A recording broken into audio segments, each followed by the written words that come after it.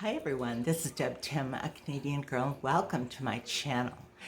Over the weekend, I introduced Darwin and Gaia, and they had a little bit of getting to know each other, scrapping, but now it seems as though they've settled in and they've accepted each other. So I'm really excited to share this video with you, so please stay tuned.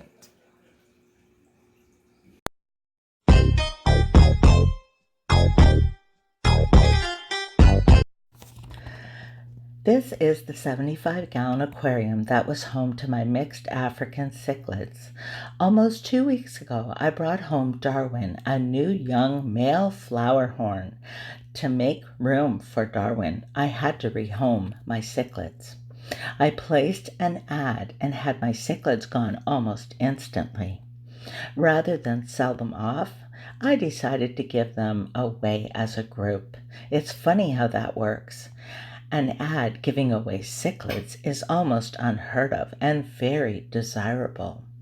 Within an hour, I had over a dozen replies.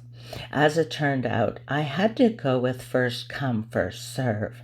So many people wanted them, but they also expected me to hold them until they could come and get them. Some of them were like 2 days.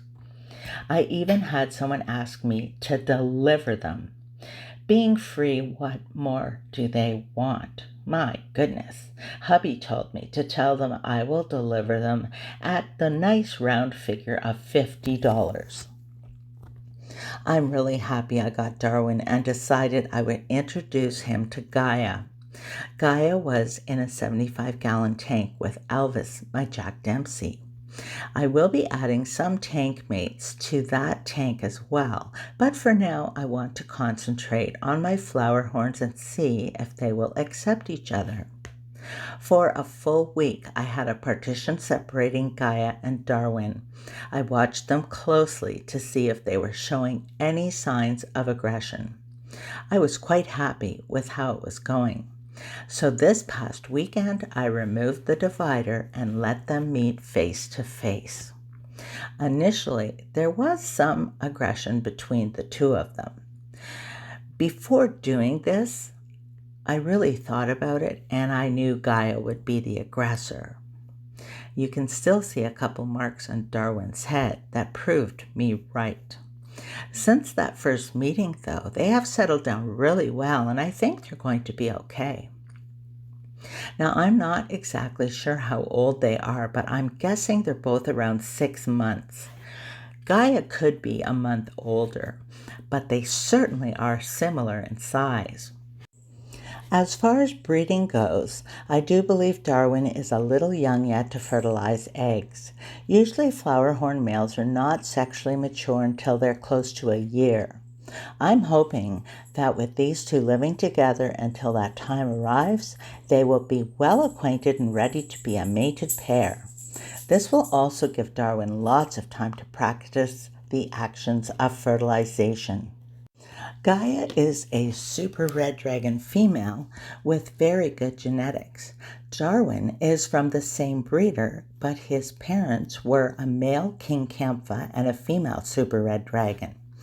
So his genetic line is more similar to what these two would produce if they do end up spawning.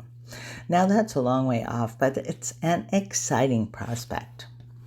It's still quite noticeable, the marks on Gaia's nose from locking lips with Elvis. In the very beginning, these two did the lip locking thing too, but only a couple times. They stick together like me and my shadow. I do find a difference in flowerhorns when they have another flowerhorn in the tank with them. They're not as interactive with me, at least not in the same way. I have found when a flowerhorn is alone in the tank, whether male or female, they are more curious about you, looking for food and interaction. When you add a second flowerhorn, especially a potential mate, their interaction turns from curious to protecting their home. I suppose that's a good thing. It's highly recommended to keep your flowerhorn in an empty tank. I'm referring to no decor or anything that they may hurt themselves on. Because they are quite clumsy, they often injure themselves. As you can see, I have some decor in here with these two. Gaia was used to this while being in the other tank. I decided I would leave a few little items. As you can see, the pothos is not harmful and the two rocks are smooth and round with no sharp edges.